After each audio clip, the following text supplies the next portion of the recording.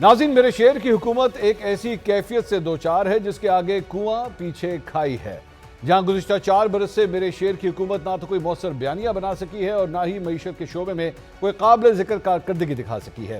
میرے شعر کی خوش قسمتی کہیں یا اپوزیشن کی نااہلی، 4 سال پہلے جب میرے شعر کی حکومت بنی تو اس وقت سے لے کر اب تک میرے شعر کو کبھی مضبوط اپوزیشن کا سامنا نہیں کرنا پڑا۔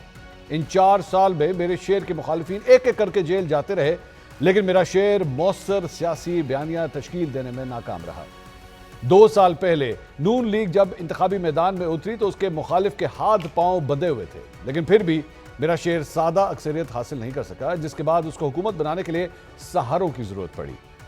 میرے شعر کی حکومت جیسے تیسے بن تو گئی، لیکن اس حکومت کا پہیہ چلانے کے لیے اسے اپنے اتحادیوں سے زیادہ قربانی دینی پڑی۔ ابھی کل ہی کی بات ہے کہ میرے شعر کی جس صوبے میں حکومت ہے اس نے 700 ارب روپے سے زائد کی قربانی دی ہے، لیکن پھر بھی میرا شعر مؤثر بیانیہ بنانے میں ناکام رہا۔ آج میرے شعر کی حکومت کے ایک سینئر وزیر نے اسمبلی میں کھڑے ہو کر سیاستدانوں کو مشورہ دیا کہ اپنا احتساب خود کریں، اگر پارلیمنٹ کے تقدس کو پامال کریں گے تو نقصان ہم سب کا ہوگا۔ لیکن کوئی میرے شعر کی حکومت کو بتائے کہ جس پارلیمنٹ کے تقدس کی بات کی جا رہی ہے اس کے اہم اجلاسوں سے میرا شعر اکثر غائب رہتا ہے۔ حال ہی میں شائع ہونے والی فیفن کی رپورٹ کے مطابق قومی اسمبلی کے 27ویں اجلاس میں میرے شعر سمیت 10% ارکان مکمل طور پر غیر حاضر رہے۔ اگر میرا شعر پارلیمنٹ میں آنے کو تیار نہیں تو پارلیمنٹ کا تقدس کیسے بحال ہوگا؟ میرے شعر کی حکومت کے پاس وزراء کی ایک فوج تو ہے، لیکن میرے شعر کی حکومت کے وزراء کو پارلیمنٹ کے تقدس کا کتنا خیال ہے کہ جب بھی کسی اہم معاملے پر جواب طلب کیا جائے تو یہ اسپیکر کو ڈھونڈنے سے بھی نہیں ملتے۔ ناظرین، سیاسی بیانیے کی صورت میں ایک کنویں کا ذکر تو ہو گیا، لیکن اب معاشی کھائی کو بھی دیکھ لیجئے۔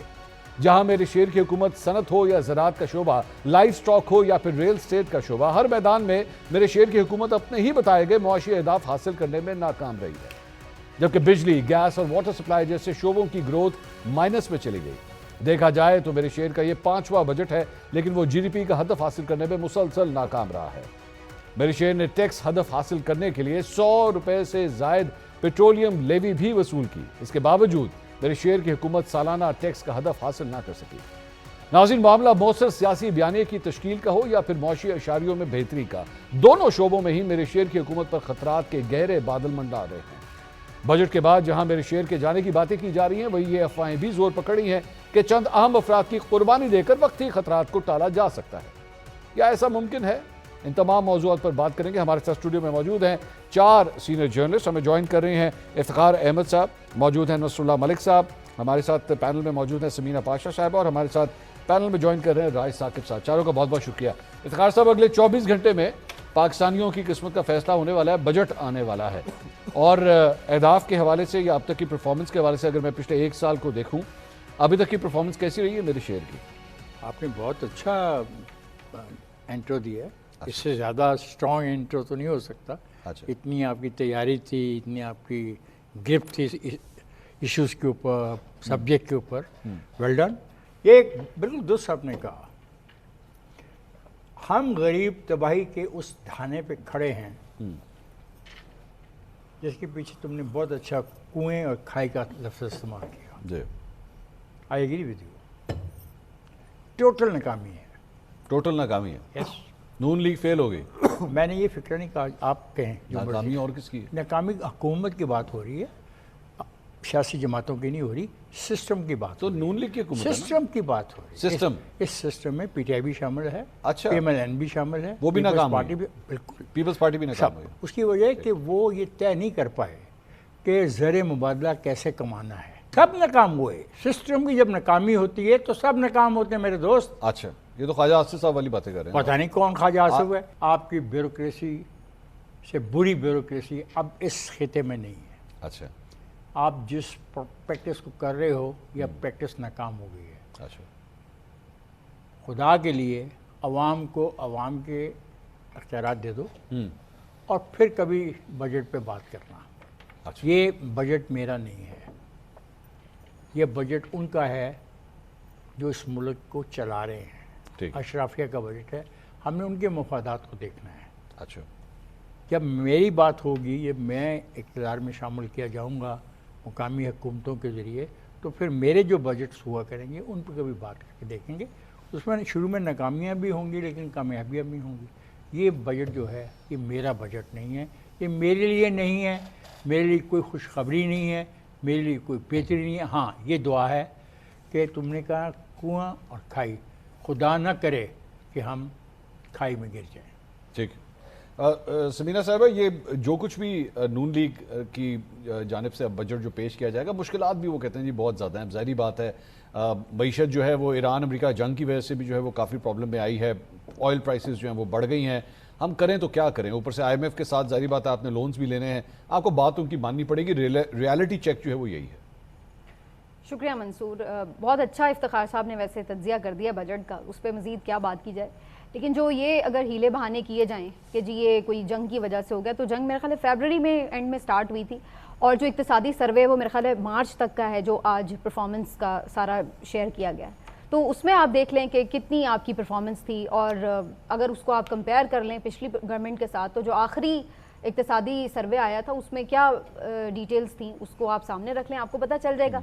آپ نے تو اسی بات کے اوپر آ کے ڈیریل کی تھی ایک حکومت، عدم اعتماد لا کے، اور پھر حکومت بنائی، پھر اس کے بعد الیکشن کیے، پھر دوبارہ حکومت بنائی، اب 4 سال 5واں بجٹ آپ دے رہے ہیں، 5ویں بجٹ میں بھی جا کے اگر آپ یہی بات کرتے رہیں گے کہ مسائل ہیں، تو پھر اس طرح کی چیزوں کے اوپر ہی تو آپ اس وقت تنقید کر کے آئے تھے کہ جناب آپ سے معیشت نہیں سنبھل رہی ہے، آپ مہنگائی کر رہے ہیں وغیرہ، اس سے زیادہ آ کے مہنگائی کر کے تمام چیزیں کر کے پھر بھی آپ نے 5ویں سال میں بھی یہی بات کہنی ہے، تو پھر آپ کی پرفارمنس تو زیرو۔ باقی یہ بات ہے کہ اگر کہیں کہ جی جنگ کی وجہ سے یہ وہ، اس کے اثرات تو ابھی آگے آنے ہیں، اس کے اثرات بھی صرف کس کے اوپر پڑے ہیں منصور؟ وہ میرے اوپر پڑے ہیں، آپ کے اوپر پڑے ہیں، ہم سب پہ، ہم پیٹرول پہ زیادہ لیوی دے رہے ہیں، ہمارے لیے چیزیں زیادہ مہنگی ہو گئی ہیں، جن کے پروٹوکولز تھے ان میں کمی آئی، جن کو فری لیٹرز مل رہے تھے ان کے لیٹرز میں کچھ کمی آئی، جن کو فری یونٹ بجلی کے مل رہے ہیں کیا ان کے یونٹس میں کمی آئی؟ نہیں آ رہی، ان کے تو سب معاملات ویسے چل رہے ہیں، انہیں کیا فرق پڑا ہے؟ تو فرق تو ہم جیسے عام لوگوں نے، ہر ایک نے بوجھ اٹھایا نا اس تمام چیز کا۔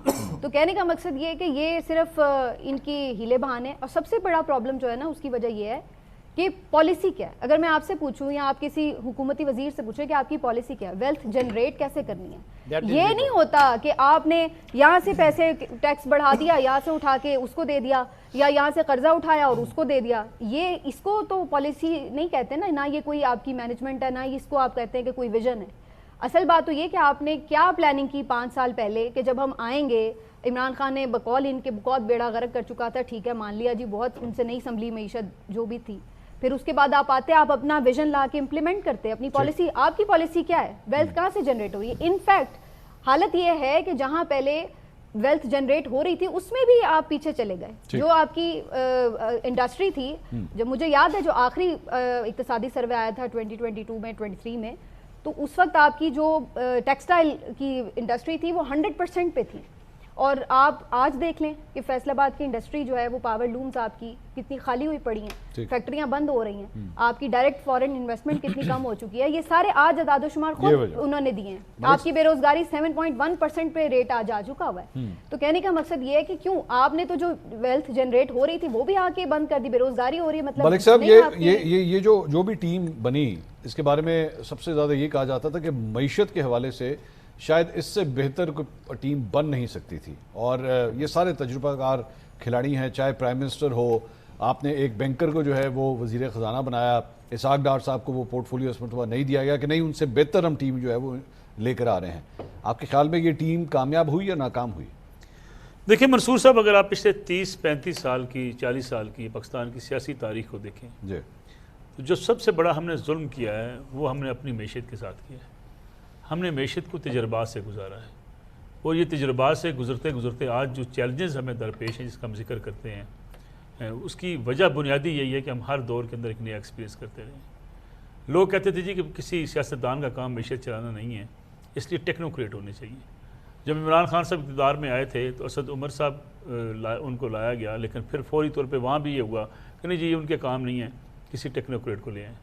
یہ حفیظ شیخ صاحب، یہ اورنگزیب صاحب، یہ شوکت ترین صاحب، یہ شوکت عزیز صاحب، یہ سارے لوگ ٹیکنوکریٹ تھے، اکانومی کے ماہر سمجھے جاتے تھے، ان کو ہر دور کے اندر آزمایا گیا۔ ٹھیک، اور جو بڑی بڑی ہم نے غلطیاں کی معیشت کو سنبھالنے کے حوالے سے، وہ ہر دور کے اندر قابل تنقید ہوئیں۔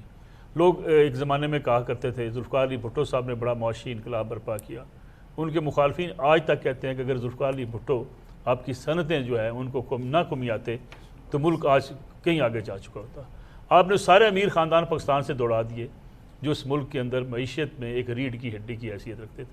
سارے امیر خاندان جو کاروبار کرتے تھے. پھر الزامات آتے ہیں جب ضیاء الحق صاحب آئے اور اس وقت یہ کیا گیا کہ جناب آپ نے احتساب کے نام پہ لوگوں کو، انڈسٹریز کو، کاروباری حضرات کو آپ نے دبوچنا شروع کر دیا.